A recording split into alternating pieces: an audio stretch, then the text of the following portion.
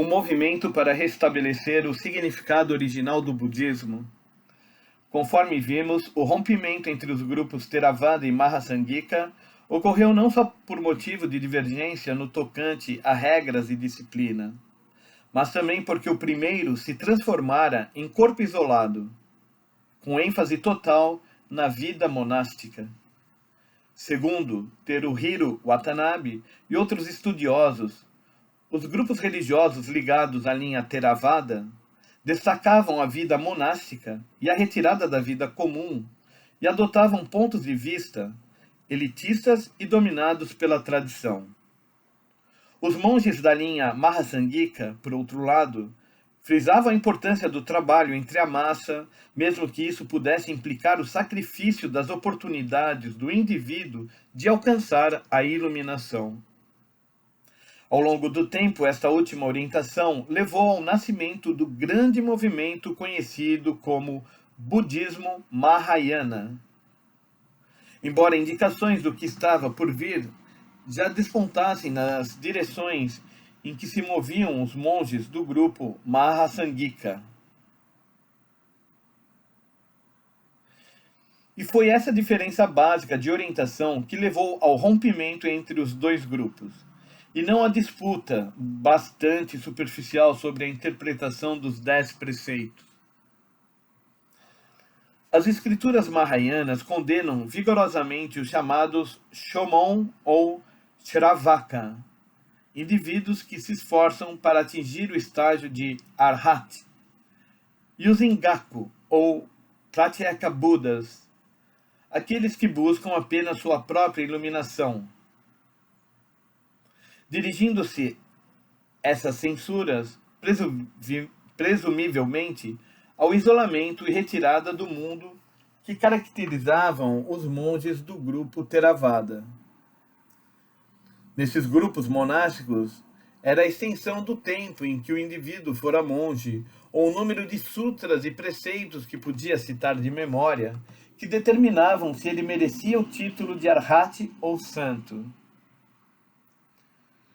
Em contraste com esse tipo de monaquismo, as escrituras mahayanas frisam o conceito de Bosatsu ou Bodhisattva, o crente que trabalha não só para o alto proveito, isto é, para a obtenção da própria iluminação, mas também para o proveito do próximo, dedicando-se ativamente a propagar os ensinamentos da fé entre a população em geral.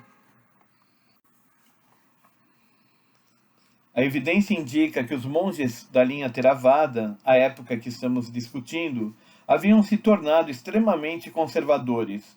Embora, em sentido literal, o indivíduo possa tentar conservar os ensinamentos de Shakyamuni, isolando-se da sociedade, isso não faz para disseminar e promover o crescimento do Dharma.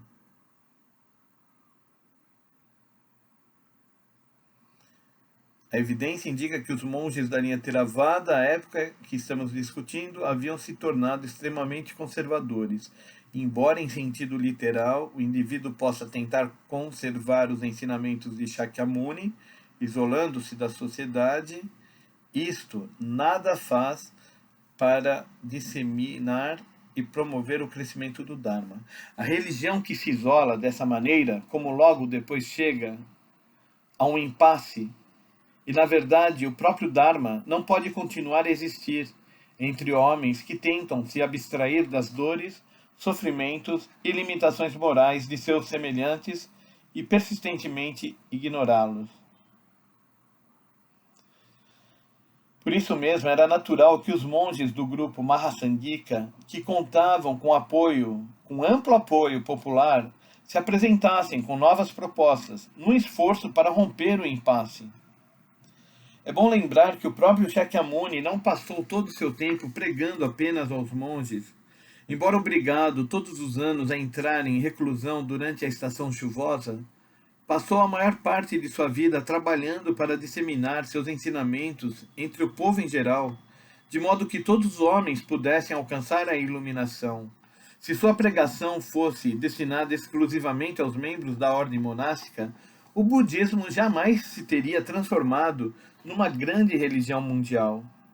Já em sua época, os monges, depois de receberem dele certo volume de treinamento, costumavam dispersar-se a fim de se dedicarem à pregação nas várias localidades. Dando mais um exemplo, Purna, um dos grandes discípulos, originário de uma pequena cidade na costa oeste da Índia, recebeu permissão de Shakyamuni para voltar à sua região nativa, onde dedicou o resto de sua vida à disseminação da fé. Por esse motivo, não pôde estar presente quando da morte do Buda ou da realização do primeiro conselho. Uma fonte chega ao ponto de dizer que, quando mais tarde voltou à cidade de Rajagaha e foi pressionado por membros da ordem a dar sua sanção à versão do cânone aprovado no primeiro conselho, Purna recusou-se a fazê-lo. Neste particular, há uma lenda muito interessante ouvida pelo monge chinês Xuanzang, em sua visita à Índia em meados do século VII d.C. Segundo essa história, foram, na verdade, dois grupos que se reuniram por ocasião do primeiro conselho. O primeiro, composto de 500 monges idosos, dirigidos por Mahakashyapa, reuniu-se na caverna de Saptaparna e compilou uma versão do cânone. Mas houve um segundo grupo que se reuniu fora da caverna e compilou sua própria versão. Os monges mais idosos, conforme vimos, concentraram atenção nas regras de disciplina, enquanto que o cânone preparado pelo grupo reunido fora da caverna refletia insatisfação com esse estreito foco de interesse e serviu de base ao que mais tarde se transformaria na escola Mahasangika de pensamento. Sugere esse fato que o primeiro cânone, uma vez que fora redigido principalmente para atender às necessidades da comunidade monástica, era de aceitação difícil para os membros da ordem, que tensionavam viver e trabalhar entre a população. Podemos, por conseguinte, conjecturar que as condições que mais tarde levariam à compilação das escrituras mahayanas já existiam até certo ponto na época do primeiro conselho. Diferentes padrões e regras de disciplina eram obviamente necessários para os variados grupos que compunham a comunidade budista. Constituía dever dos monges preservar e transmitir corretamente os ensinamentos da fé, e em troca eram sustentados pelas escolas dos leigos.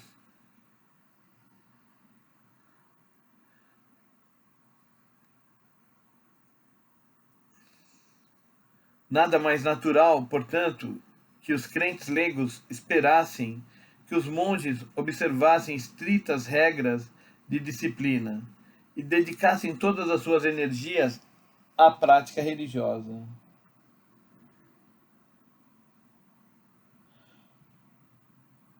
Constituía dever dos monges preservar e transmitir corretamente os ensinamentos da fé. Em troca, eram sustentados pelas esmolas dos leigos. Nada mais natural, portanto, que os crentes leigos esperassem que os monges observassem estritas regras de disciplina e dedicassem todas as suas energias à prática religiosa. Por outro lado, nenhuma necessidade havia de que leigos se conformassem com esses difíceis códigos de conduta, ou que os cumprissem. Claro que havia certos deveres que tinham que cumprir, como crentes budistas e membros da sociedade, mas esses não eram de maneira alguma tão rigorosos como os preceitos detalhados estabelecidos para os monges. Este foi, indubitavelmente, um dos fatores que culminaram em sutis diferenças de opinião que caracterizaram a escola Theravada, centralizada na comunidade monacal, e a Mahasangika, que mantinha contatos íntimos com a comunidade leiga.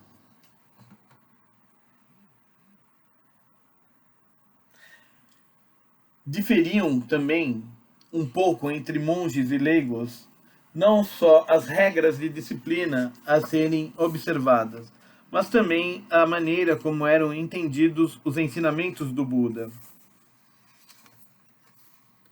Os chamados Shomon eram discípulos que haviam tido oportunidade de escutar pessoalmente os ensinamentos do Buda e que se dedicavam ininterruptamente ao aperfeiçoamento de sua própria compreensão e caráter. Após a morte do Buda, eles provavelmente continuaram a estudar com monges mais idosos que haviam recebido o Dharma diretamente do Buda. Para esses homens, o número de sutras e preceitos que podiam recitar de memória constituía indicação do quanto haviam progredido no treinamento religioso.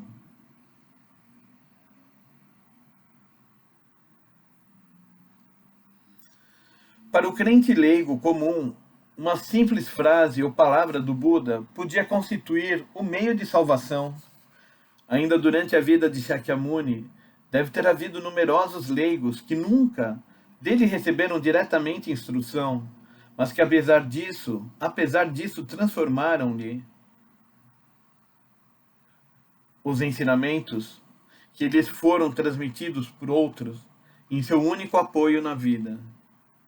A questão não era quantos sutras sabiam, mas com que perfeição preservaram e aperfeiçoavam o espírito do Dharma na vida diária. Shakyamuni, sabendo como seria grave a responsabilidade da ordem monástica na preservação e disseminação de seus ensinamentos, sem dúvida tornou intencionalmente rigorosas as normas de disciplina para os monges.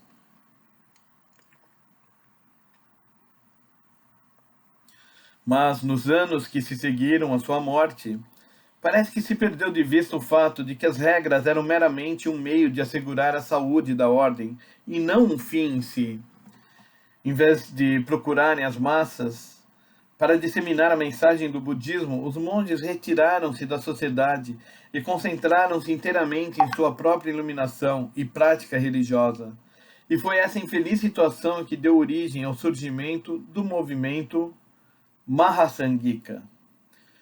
Podemos descrever esse movimento como um esforço para voltar ao significado original do budismo, da forma exposta por Shakyamuni.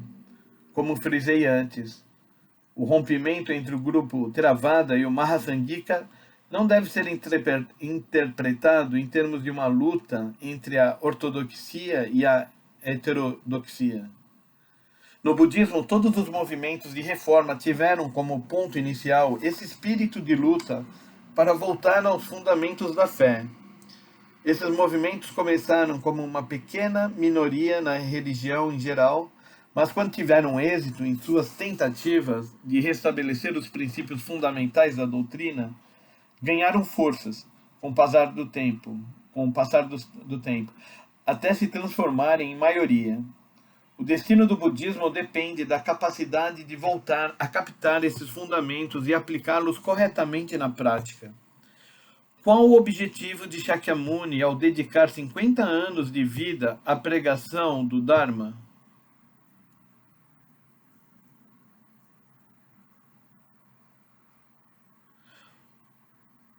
O de levar a salvação a todos os homens e mulheres e libertá-los dos sofrimentos do nascimento, velhice, doença e morte. O monge, nunca esquecendo esse fato fundamental, deve estar pronto para sacrificar seu próprio ser pelo bem-estar da humanidade. Esse é o espírito que, conforme veremos adiante, encontrou expressão no budismo Mahayana.